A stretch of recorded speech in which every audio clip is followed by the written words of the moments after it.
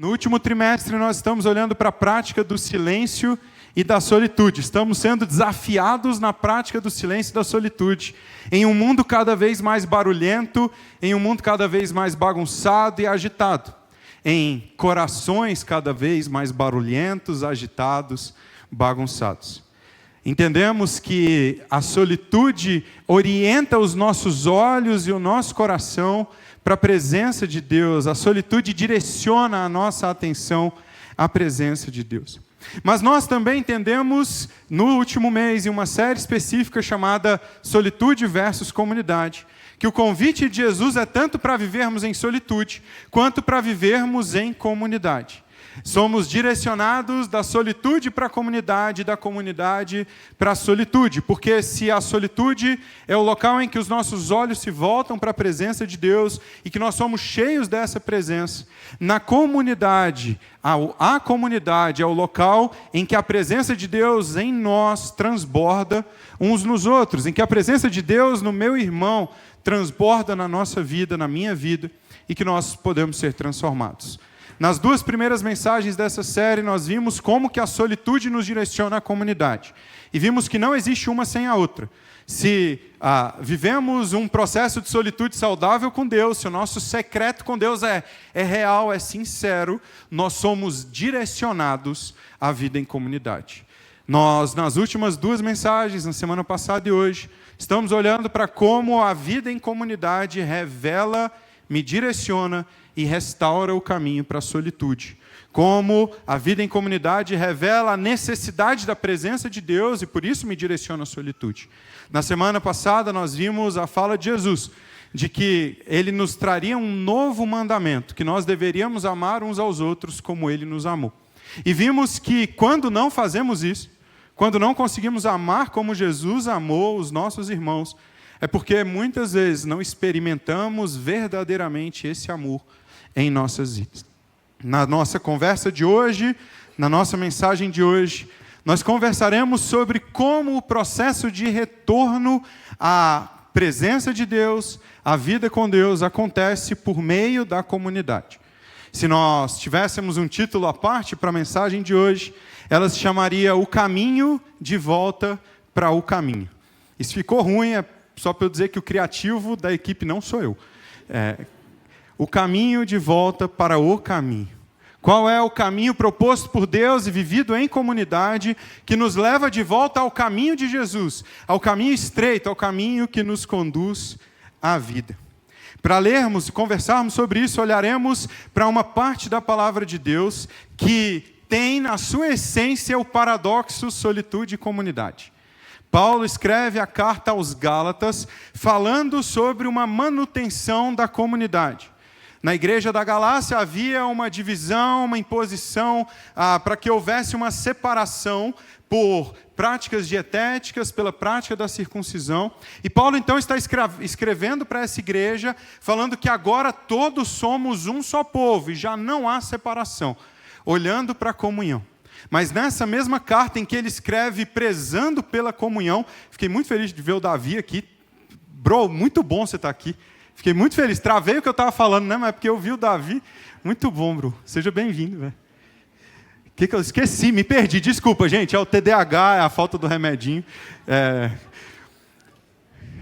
Solitude, comunhão, nós olhamos então para a carta aos Gálatas e Paulo escrevendo para essa igreja, falando sobre a necessidade de permanecermos em comunhão, de não haver divisão, porque agora somos um só povo em Cristo Jesus, e já não há judeu, já não há grego, agora somos todos um nele.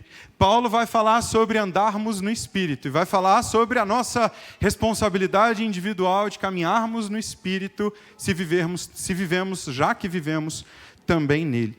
Nós vamos ler exatamente o início do capítulo 6, versos 1 ao 5, que diz assim. Então, se você tem sua Bíblia de papel, abra aí capítulo 6, versos 1 ao verso 5, é o que nós vamos ler juntos agora nessa manhã.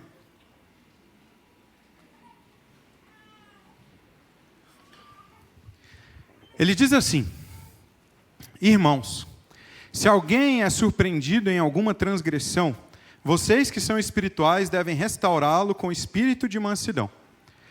Cuide-se, porém, cada um de não ser tentado. Levem os fardos uns dos outros e assim cumpram a lei de Cristo. Se alguém se considera alguma coisa, não sendo nada, engana a si mesmo. Cada um examine os próprios atos, então poderá ter orgulho de si mesmo, sem se comparar com ninguém, pois cada um deverá carregar a própria carga. No trecho que nós lemos, nós caminhamos com Paulo em um paradoxo.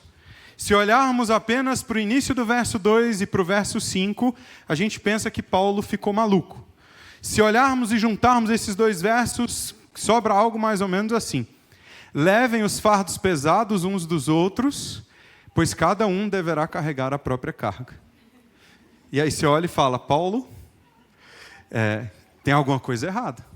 Esse é um paradoxo. Você viajou. Mas não é verdade. Paulo tem muita clareza no seu ensino, e assim como era importante para essa igreja, ele é importante para nós também. O paradoxo da comunidade com a solitude, da responsabilidade individual para a responsabilidade comunitária, é um ensino real na palavra de Deus. Sem dúvida, há uma responsabilidade individual e todos nós somos chamados a assumi-la.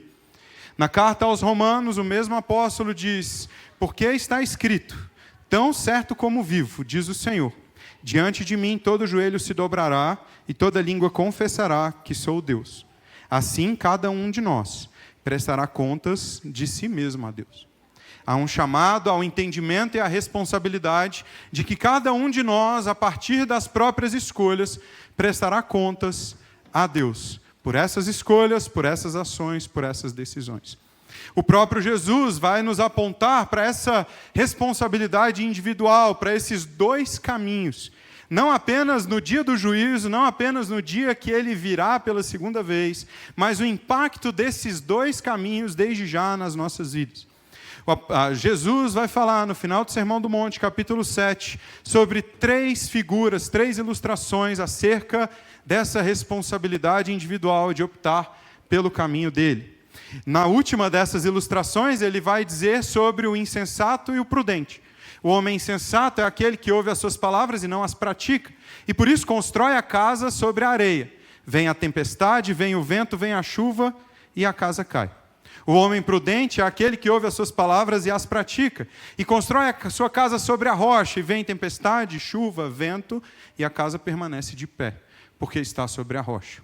A ilustração imediatamente anterior é sobre 2 árvores.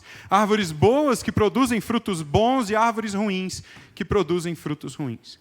E a primeira dessa sequência de 3 ilustrações nós vamos ler agora.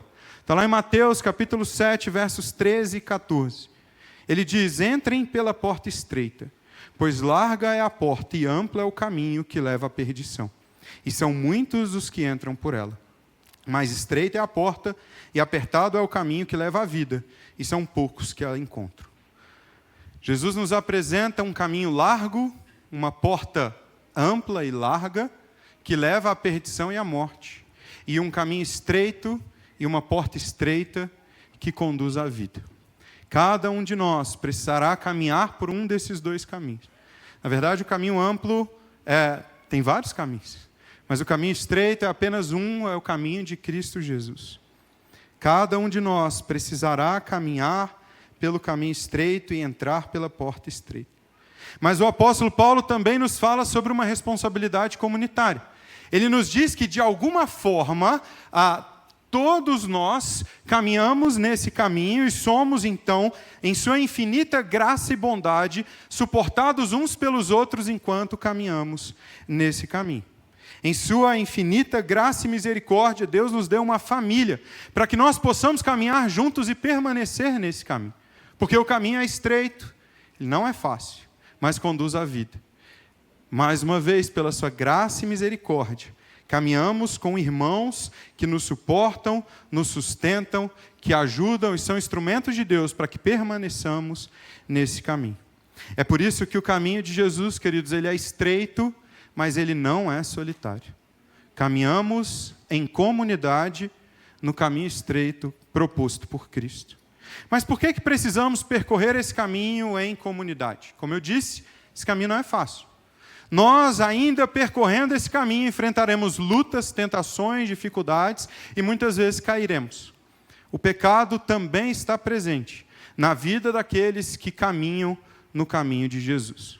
Essa é uma realidade que é muito explícita nas Escrituras. E talvez essa realidade seja constrangedora para você que está chegando hoje. Fale assim: uai, Felipe, tem pecado também na igreja? Eu achei que aqui eu ia encontrar pessoas santas, perfeitas, que não pecassem. Essa não é uma realidade. Ainda o pecado está presente. Haverá um dia em que, pela graça de Deus, após Jesus voltar pela segunda vez, estaremos completamente livres da presença do pecado. Mas até lá, caminhamos no caminho de Jesus, enquanto enfrentamos uma guerra em nós, do espírito contra a carne. O espírito guerreando contra os nossos desejos desordenados. Os desejos desordenados guerreando contra a vontade revelada de Deus em nós por meio do Espírito Santo. Graças a Deus que Jesus veio para os pecadores. Essa foi uma fala do próprio Jesus. Ele diz: eu não vim chamar justos, mas pecadores. Afinal de contas, segundo o próprio Jesus, não são os que têm saúde que precisam de médico, mas sim os doentes. Em sua primeira carta, João afirma que se dissermos que não temos pecado, chamamos Deus de mentiroso. Ele diz: se afirmarmos que não temos pecado, enganamos a nós mesmos, e a verdade não está em nós. Se afirmarmos que não temos cometido pecado, fazemos Deus um mentiroso, e a sua palavra não está em nós. Talvez seja difícil encarar a realidade de que há pecado entre nós, mas não será difícil se olharmos para as nossas próprias vidas. Quantas lutas nós lutamos diariamente para permanecer no caminho de Cristo. Quanta guerra há entre nós, ou dentro de nós, entre os nossos desejos desordenados que nos afastam da vontade de Deus e o Espírito que pela graça dele nos habita e nos aproxima dele. E se você não enfrenta essa guerra, essa batalha dentro de você, eu ouso dizer que você precisa ouvir mais o Espírito, se render mais a Deus, para que ela de fato aconteça. Afinal de contas, ela é um sinal, uma evidência da presença do Espírito em nós. Mas talvez, se você está chegando hoje na igreja e fale assim: beleza, se tem pecado na igreja e tem pecado no mundo, para que eu estou aqui? O que eu estou fazendo na igreja? Achei que eu estava aqui no meio de pessoas perfeitas. A diferença entre aqueles que estão na igreja, que fazem parte da comunidade de Jesus e o mundo, é que no mundo, não importa a força que façamos para vencer os nossos pecados, não conseguiremos. E talvez você já tenha enfrentado a frustração, a dor, a angústia de querer e decidir nunca mais cair naquele pecado. E dizer: eu não vou mais cair nisso, eu não quero mais cair nisso, eu vi o estrago que faz. Eu nunca mais vou falar com a minha esposa desse jeito. Eu nunca mais vou cair na pornografia. Eu nunca mais vou mentir. Mas enfrentar a frustração, de vez após vez, cair no mesmo pecado, é apenas em Jesus Cristo que há a vitória. Precisamos de uma força externa a nós. Precisamos de uma capacitação externa a nós para vencer esse pecado. É por isso que a diferença entre aqueles que estão no mundo e aqueles que estão na comunidade de Jesus, aqueles que estão em Cristo, não é a ausência completa de pecado ainda, um dia será, mas é o reconhecimento da necessidade e da dependência de Cristo. Reconhecer a presença do pecado é reconhecer a necessidade de Jesus. Precisamos de Cristo porque o pecado ainda está presente. Mas reconhecer a presença do pecado também nos conduz a reconhecer a necessidade da comunidade de Jesus. Precisamos uns dos outros para caminharmos juntos no caminho da restauração. Depois de escancarar essa realidade, quando diz: se alguém for surpreendido em algum pecado, falando isso para os irmãos, Paulo começa dizendo: irmãos, se alguém for surpreendido em algum pecado. Depois de escancarar a realidade da presença do pecado, Paulo passa a nos apresentar um caminho de volta para o caminho. Essa é a nossa ênfase hoje. Há 5 passos, 5, eu ia falar chaves, mas são mais degraus. São mais pedrinhas que a gente vai pisando num caminho escorregadio, que vai nos sustentando nesse caminho, até que nós voltemos ao caminho, até que nós nos encontremos novamente no caminho de Jesus. Há 5 degraus nesse caminho de volta ao caminho. E o primeiro deles é a exposição. Nós somos chamados para a exposição. Não há transformação sem exposição dos nossos pecados. Nós vivemos um mundo que preza pelas máscaras, por velarmos o pecado, escondermos o pecado. Nós, em relacionamentos por interesse, em relacionamentos superficiais, colocamos máscaras de perfeição, máscaras de santidade. E nesses relacionamentos superficiais, não conseguimos revelar a nós mesmos, não conseguimos desenvolver relacionamentos profundos de vulnerabilidade, porque, na verdade, temos medo da exposição.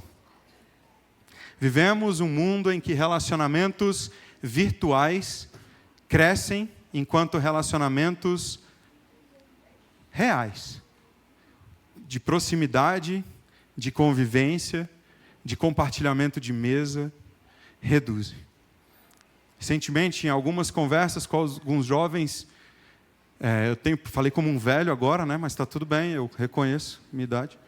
Tenho perguntado, quantos amigos você tem? Quantos amigos você tem?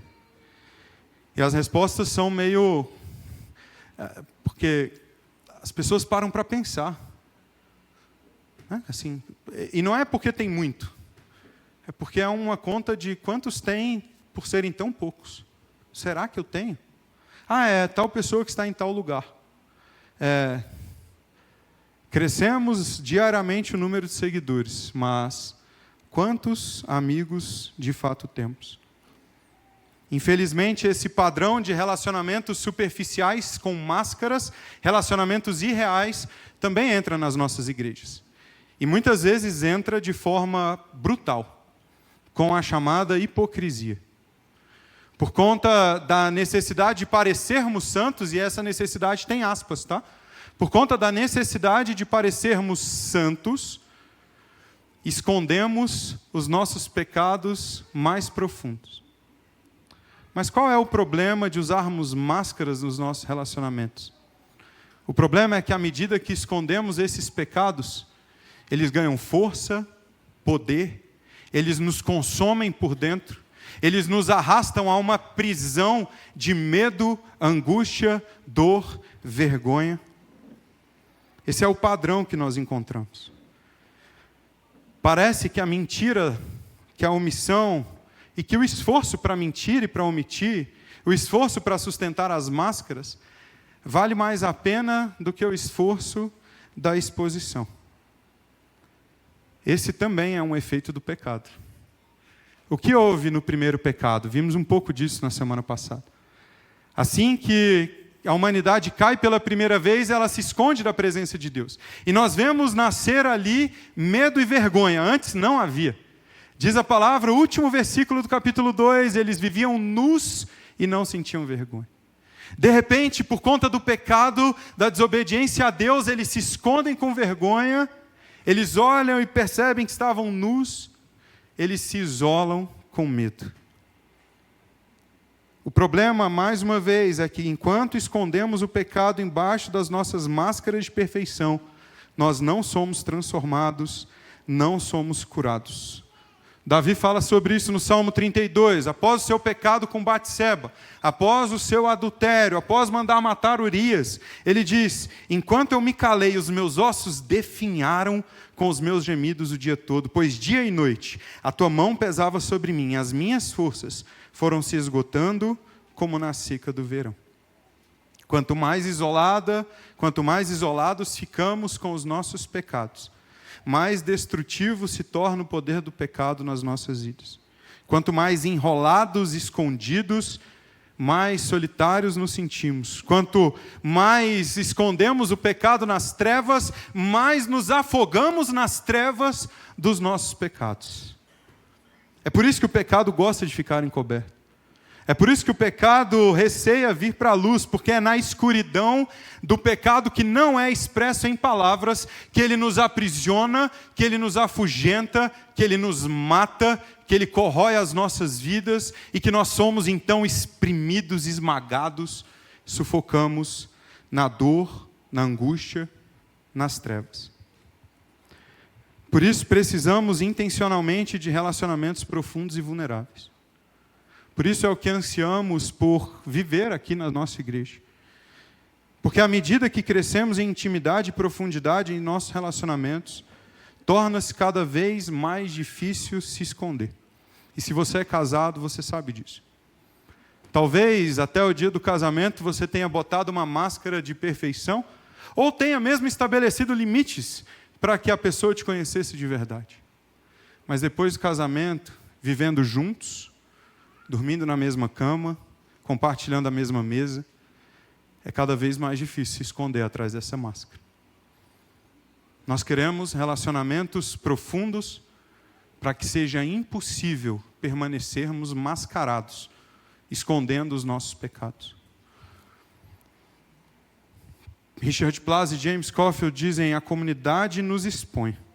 Em particular, revela nossa inclinação interior.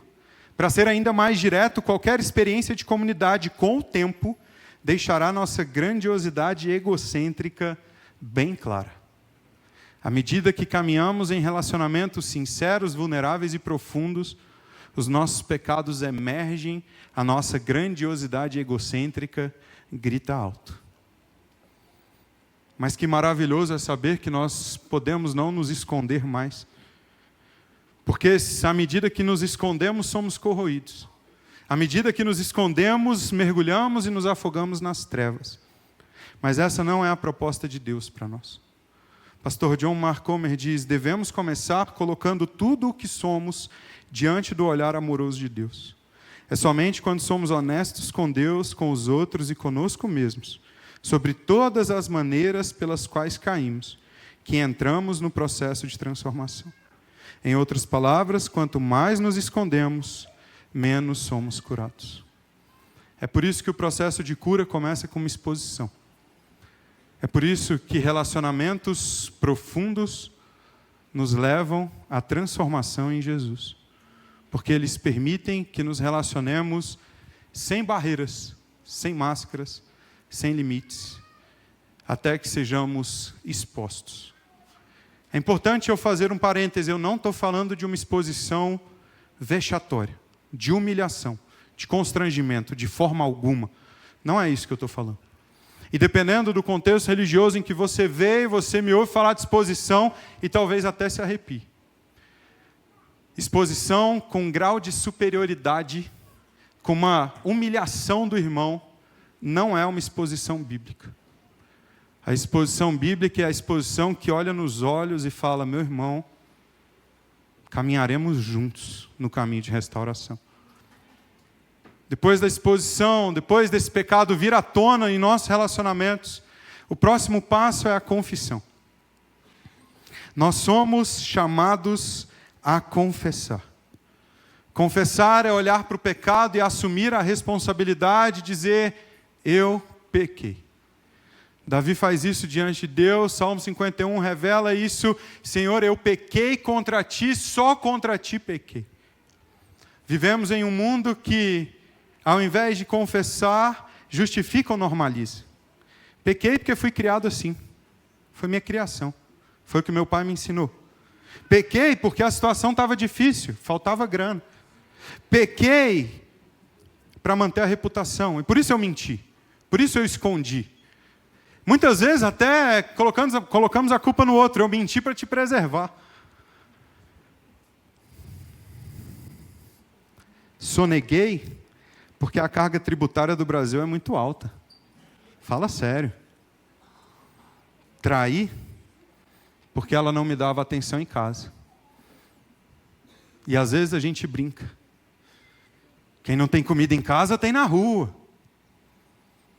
E a culpa é sempre do outro. E há sempre uma justificativa, mas não uma confissão. Há sempre uma validação e uma normalização, mas não uma confissão. Justificação do pecado e normalização é a conduta do mundo. É o caminho largo que conduz à morte. E deixa eu te dizer, não há justificação nem normalização que tirem o peso da culpa. Porque o que buscamos é isso. Eu menti para te preservar. É como se falássemos assim, então beleza, eu me livrei da culpa. Isso é mais um caminho de morte. É impossível nos livrarmos do peso da culpa colocando em outros. Não, mentira. Só é possível nos livrarmos do peso da culpa porque Jesus levou essa culpa na cruz. Por isso o caminho é confessar. O apóstolo João fala sobre isso na sua primeira carta, capítulo 1, verso 9. Se confessarmos os nossos pecados, Ele é fiel e justo para perdoar os nossos pecados e nos purificar de toda a injustiça. Mas não é um ato de confissão apenas a Deus, é entre nós, porque Deus escolheu usar o seu povo para manifestar o seu perdão. E por isso Tiago escreve, confessem os seus pecados uns aos outros e orem uns pelos outros para serem curados. Queridos, talvez confessar seja a coisa mais difícil que possamos fazer. Porque confissão pressupõe arrependimento. Confissão pressupõe pesar. Confissão pressupõe tristeza pelo ato cometido. Reconhecimento da maldade desse ato. Reconhecimento da transgressão diante de Deus. Reconhecimento da ofensa diante de Deus. Talvez confessar seja humilhante. Talvez confessar revele o orgulho interno lá de dentro que te levou a pecar. Mas é exatamente por isso que a confissão mata a velha natureza para que a nova natureza possa florescer. Ao confessarmos, abrimos mão do nosso orgulho, nos rendemos, morremos para nascermos de novo em Cristo. Exatamente por matar a velha natureza, a confissão nos liberta. A confissão nos torna livres. Davi fala sobre isso no mesmo Salmo 32, que ele falou, enquanto eu escondi, eu morri. Enquanto eu escondi, meus ossos definhavam de tanto gemer. Mas no verso 5, Davi diz, então eu reconheci diante de ti o meu pecado e não encobri a minha iniquidade. Eu disse, confessarei as minhas transgressões ao Senhor. E tu perdoaste a iniquidade do meu pecado. Ao confessarmos, encontramos em Cristo e na comunidade de Cristo perdão. Richard Foster diz, a confissão começa com pesar, mas termina com alegria. A celebração no perdão dos pecados, pois isso resulta numa vida genuinamente transformada. Terceiro passo na caminhada do caminho de volta para o caminho é o perdão. Nós vivemos um mundo em que diante da confissão de pecado exige compensação, exige pagamento. Na verdade, um mundo que até normaliza o pecado diante da compensação. Isso que é uma frase comum? Ele rouba, mas faz. Você quer outra? Ele é agressivo, mas paga as contas. Ele me bate, mas tem o coração bom. Corremos o risco também de compensarmos dentro da igreja. De dizermos, ok, ele pecou nesse sentido, mas olha só, ele lidera. Ele é tão usado por Deus, não deve ter sido tão ruim. Mas como igreja também, muitas vezes, ao invés de perdoar, exigimos compensação. Um irmão que nos ofendeu, perdoamos mediante humilhação. Tudo bem, eu perdoo. Mas eu quero que ele seja exposto. Eu quero que ele passe pela dor e pelo sofrimento. Tudo bem, ele me traiu, mas eu exijo que ele me reconquiste a todo custo, por meio de penitência. E é claro que, diante do perdão, precisa haver mudança. O perdão não extingue a necessidade de mudança, de transformação, de mudança de conduta, de mudança de postura. Mas o perdão, segundo Jesus, zera a conta. O perdão, segundo Jesus, estabelece um novo princípio, estabelece um novo início, estabelece uma marca zerada. Muitas vezes, quando perdoamos, mantemos o débito. Mais ou menos assim, ok, você pecou e você está aqui com menos 10 no meu grau de confiança, no nosso relacionamento, e eu te perdoei, mas você precisa remar para chegar no zero. Perdoar não é isso. Perdoar é zerar a conta. Perdoar e suportar uns aos outros caminham lado a lado. O apóstolo Paulo fala sobre isso. Colossenses, capítulo 3, ele diz: como escolhidos de Deus, santos e amados, vistam-se de profunda compaixão, bondade, humildade, mansidão e paciência. Isso vai fazer o quê? Vai fazer com que vocês suportem uns aos outros e perdoem as queixas que tiverem uns contra os outros. Perdoem como o Senhor os perdoou. A última frase nos confronta. Qual é a motivação do nosso perdão? Sermos perdoados por Deus. Mas qual é o modelo do nosso perdão? É o perdão com o qual o Senhor nos perdoou. E se você olha para si mesmo, se você olha e conhece a magnitude do seu pecado, a feiura do seu coração, você também conhece o tamanho do perdão que foi derramado sobre a sua vida na cruz do Calvário. O tamanho do perdão que Cristo derrama nas nossas vidas dia após dia. Não apenas 70 vezes 7. Algumas dezenas de vezes dentro do mesmo dia. Esse é o perdão que somos chamados a perdoar. A igreja é comissionada a perdoar.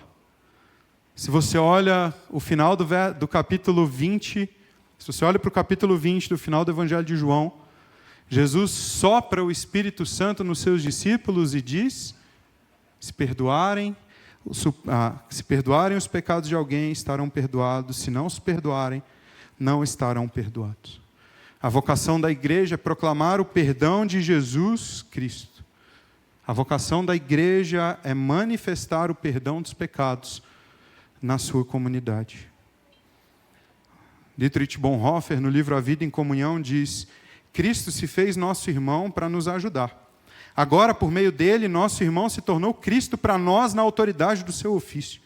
O irmão aparece diante de nós como sinal da verdade e da graça de Deus. Ele ouve nossa confissão de pecados em lugar de Cristo, e em lugar de Cristo, ele perdoa nossos pecados. Sim, Cristo nos perdoa. O sangue dele nos lava, nós somos purificados, redimidos ao confessarmos, ao nos rendermos.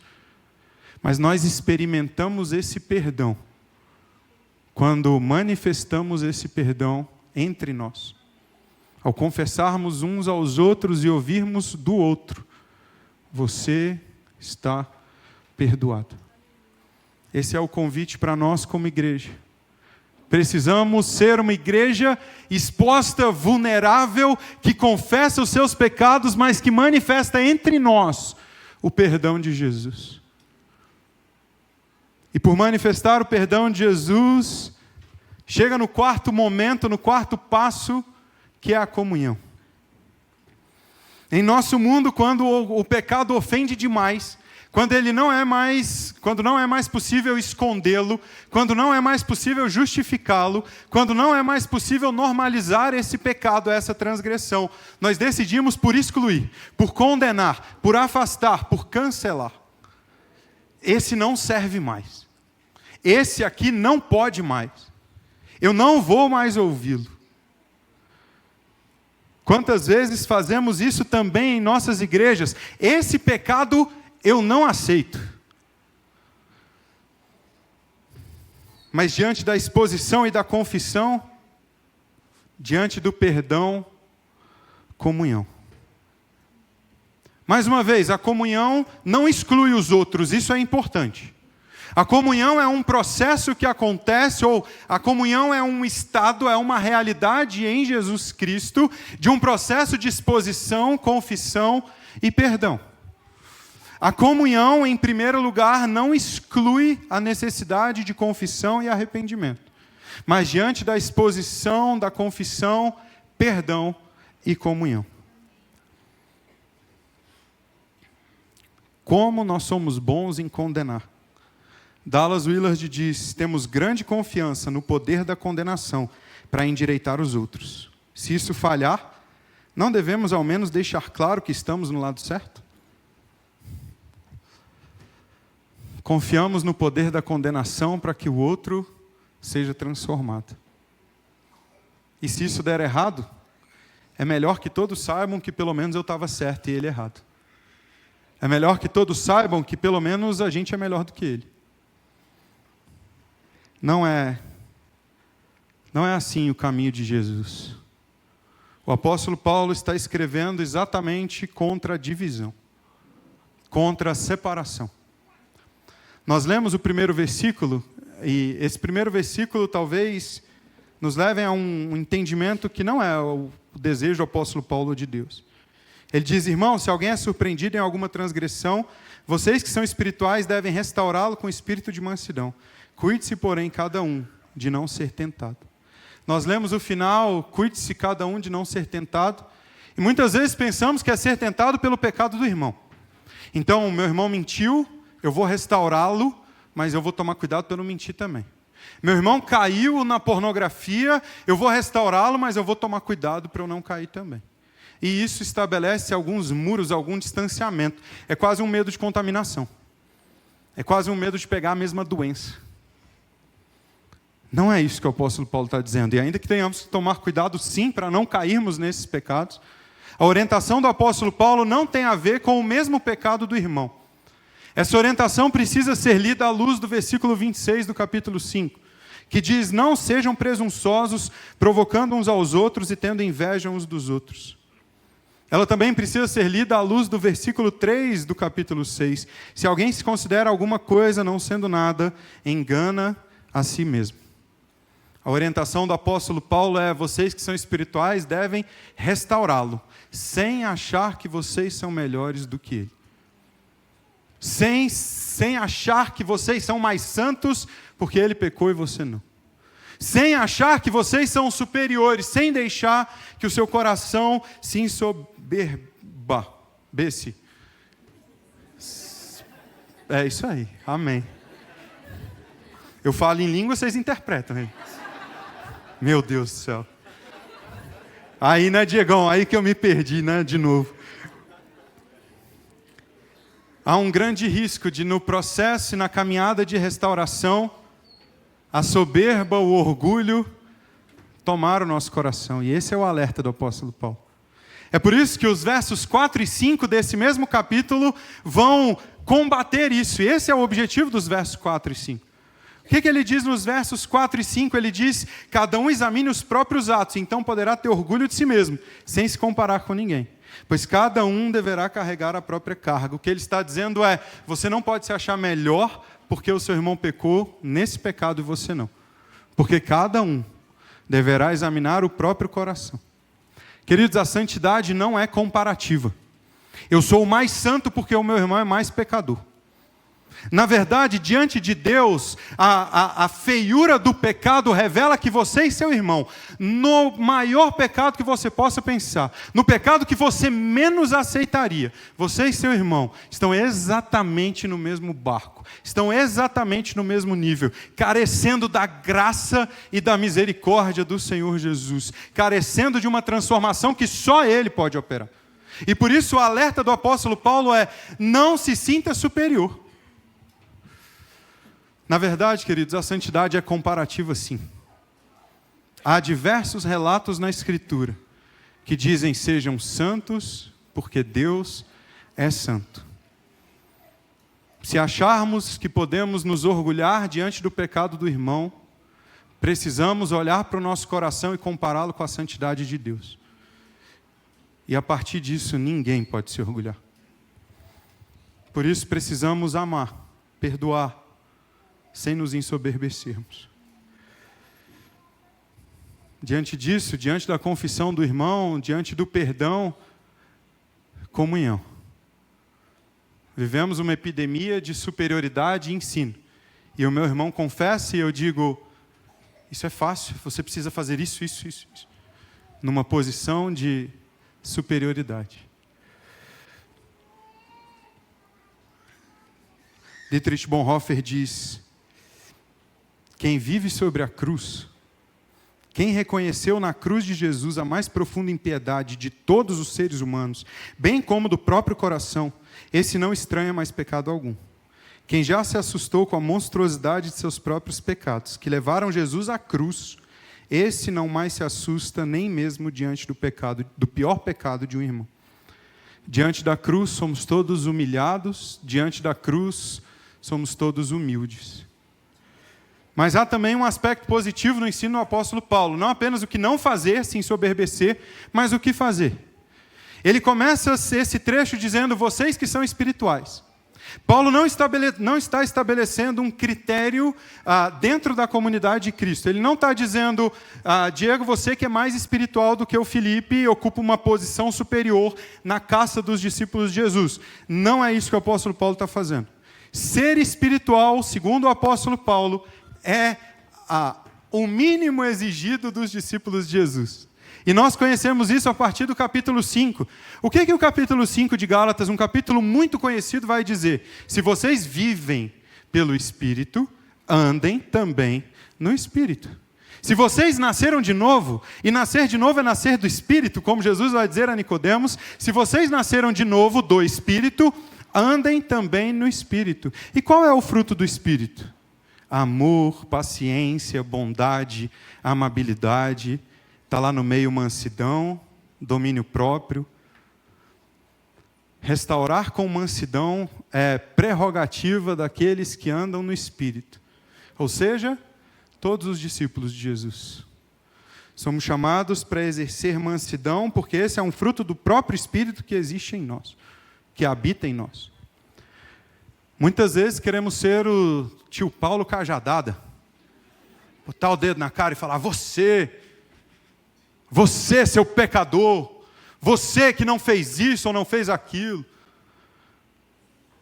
O chamado de Jesus para nós é para exercermos com mansidão o chamado à comunhão até alcançarmos a restauração. Porque não há prepotência, não há soberba, na verdade há humildade.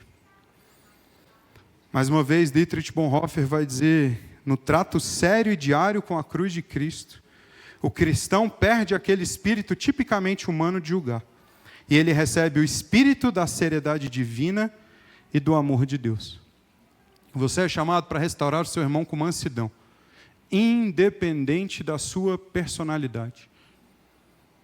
Por fim, queridos, o caminho final, o resultado final, o passo final é a restauração.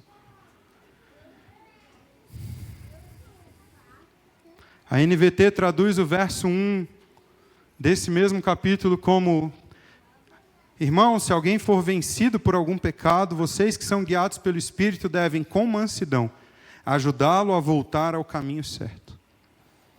Por meio da exposição, da confissão, do perdão e da comunhão, nós damos as mãos aos nossos irmãos e ajudamos a voltar ao caminho certo, ao caminho de Jesus. E assim podemos permanecer. Esse é o objetivo último e mais importante da vida em comunidade. Caminharmos juntos no caminho estreito. Permanecermos no caminho de Cristo. Olhando para Cristo. Até atingirmos a medida da plenitude de Cristo. Por meio da exposição, da confissão, do perdão e da comunhão. Ajudamos e somos ajudados. Damos as mãos e recebemos as mãos. Caminhamos no caminho de Jesus. Esse é o nosso chamado. É isso que nós queremos viver como igreja. É isso que nós queremos viver em nossas comunidades. Precisamos de relacionamentos profundos, de exposição. Precisamos nos arrepender e confessar. precisamos de perdão e precisamos perdoar. Precisamos manter a comunhão, porque esse é o caminho da restauração. Paulo diz que esse fardo é pesado demais para ser carregado sozinho. Jesus chama aqueles que estão cansados e sobrecarregados e diz que o seu fardo é leve, o seu jugo é suave. Jesus toma os nossos fardos e nos ajuda a carregar esses fardos na caminhada, por meio dos nossos irmãos. Mas, queridos, precisamos viver dessa forma, porque essa foi a obra de Jesus também nas nossas vidas. Quando o apóstolo Paulo diz: carreguem os fardos pesados uns dos outros e cumpram a lei do Senhor, ele está se referindo à mesma lei que lemos na semana passada, João capítulo 13, versículo 35. Ele está dizendo, ou Jesus dizendo: um novo mandamento vos dou, amem uns aos outros como eu amei vocês. Qual foi a forma como Cristo nos amou? Cristo nos convidou para um relacionamento vulnerável, verdadeiro, exposto. Cristo diz: venha como você está, se renda como você está. E quando você vier e tomar consciência do seu pecado, e quando você vier e tiver a sua transgressão exposta, venha a mim e confesse. Se arrependa, se renda, se entregue. E ao confessar, seja liberto, transformado, curado. Ao longo da vida de Cristo, vemos Cristo recebendo pecadores, confessando seus pecados e Cristo Jesus dando cura, restauração, transformação. Tudo isso no bolo chamado salvação.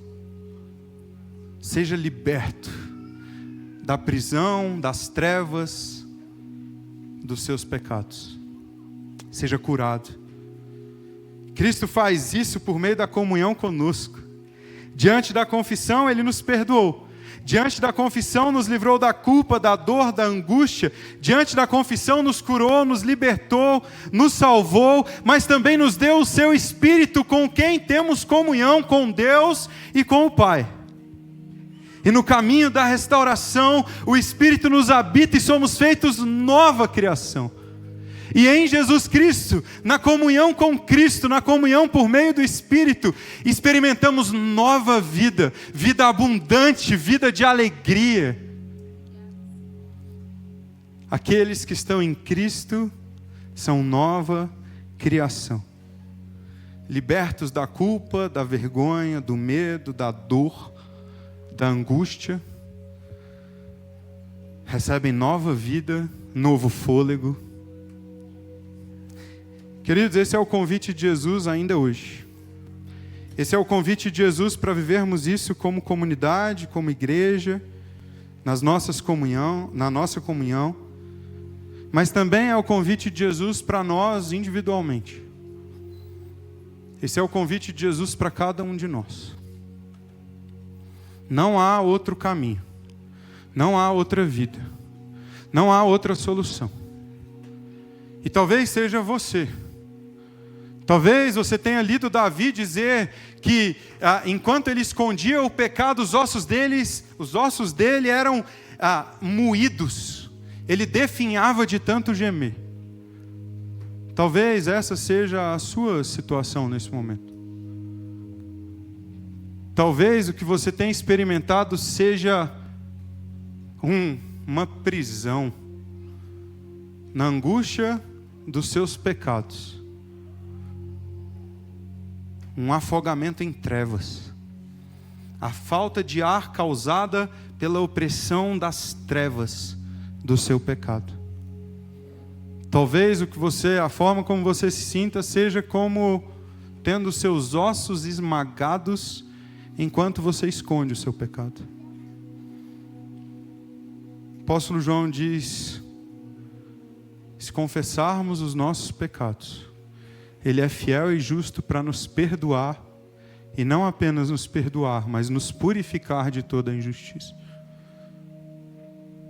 E talvez esse seja o convite de Jesus para você hoje. Talvez seja a primeira vez que você está ouvindo esse convite. Talvez seja a primeira vez que você está se deparando com o quanto você está mergulhado em trevas. O quanto você está preso no seu passado, no seu pecado. O quanto você está sendo esmagado e os seus ossos estão gemendo, sendo moídos pela presença de um pecado escondido. Mas o convite de Jesus para você é: venha a mim. O convite de Jesus é: confesse, se exponha, e você receberá perdão, libertação, cura, transformação, alegria ao invés de pranto, riso no lugar do choro, vida plena no lugar da morte. Dietrich Bonhoeffer diz: onde o pecado é odiado, confessado e perdoado, a ruptura com o passado se tornou completa. O que é antigo passou. E onde houve ruptura com o pecado, ali existe conversão. Eis que tudo se fez novo. Aleluia. Precisamos ouvir esse convite dia após dia. Precisamos ouvir o convite de Jesus para ir a Ele e nos rendermos a Ele dia após dia. Nós ouviremos esse convite agora, nós baixaremos as nossas cabeças, fecharemos os nossos olhos e clamaremos para que Ele fale a nós, para que Ele nos convide mais uma vez, para que Ele revele a nós aquilo que está escondido, para que Ele nos guie, nos fortaleça na confissão, para que recebamos perdão, para que desfrutemos de perdão, e a partir do perdão, liberdade, transformação, um novo respirar, um novo fôlego. Oh Senhor, como precisamos de um novo fôlego, comunhão e nova vida.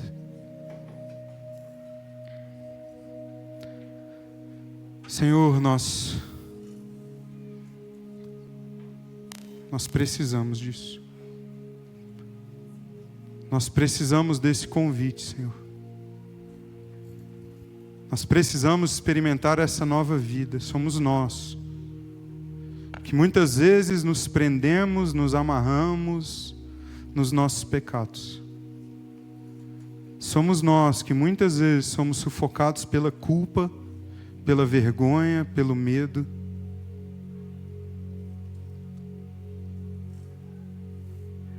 Oh Senhor, obrigado pelo seu convite.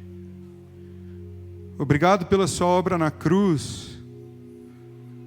Obrigado pelo seu convite a uma vida de liberdade, a uma vida que não é marcada pela culpa, a uma vida que não é presa, a uma vida que não é sufocada pela angústia e desespero de um pecado encoberto. Obrigado porque há liberdade no Senhor. Obrigado pelo seu convite para irmos ao Senhor, como somos, como estamos, vulneráveis, rendidos. Nós queremos render todo o nosso coração, nós queremos render toda a nossa vida, nós queremos render e expor todas as nossas lutas, nós queremos confessar os nossos pecados. Nós ansiamos, necessitamos do seu perdão, da sua comunhão. Nós ansiamos, necessitamos do seu perdão e da sua comunhão, não para permanecermos nos nossos pecados, mas para sermos verdadeiramente transformados. Olá, tudo bem com você? Seja bem-vindo ao nosso canal no YouTube, aqui da Igreja Batista Vértice. Eu sou o pastor Pedro Felizola e eu quero te fazer um convite muito especial. Se você tem acompanhado as nossas mensagens, os conteúdos produzidos pela nossa igreja, as palavras de domingo, e isso de alguma maneira tem abençoado a sua vida e a sua família, eu quero te convidar a considerar a possibilidade de orar e contribuir com a campanha nossa nova casa. A nossa igreja está de mudança, eu estou aqui no futuro novo espaço, onde nós funcionaremos como igreja, aqui no coração de Brasília, e nós cremos que a partir deste lugar nós poderemos servir muito melhor a nossa cidade, mas também você que nos acompanha à distância, seja lá onde você estiver, no Brasil ou no mundo. Então, primeiro, muito obrigado por nos acompanhar. Se você puder considerar a possibilidade de contribuir com essa campanha, com esse grande desafio que nós temos, não só da locação, mas da reforma desse espaço, eu quero te convidar para acessar o QR Code que vai aparecer aí na sua tela agora, ou diretamente o nosso site, igrejavertes.com/contribuir. Lá você pode adquirir uma cota para ser alguém que contribui regularmente com essa campanha, que vai durar 2 anos, ou você pode fazer uma oferta avulsa. De toda maneira, essa ajuda será muito bem-vinda e eu oro para que o Senhor te abençoe, para que as nossas palavras, mensagens continuem fazendo diferença na sua vida e também na sua comunidade local. Muito obrigado, que o Senhor te abençoe.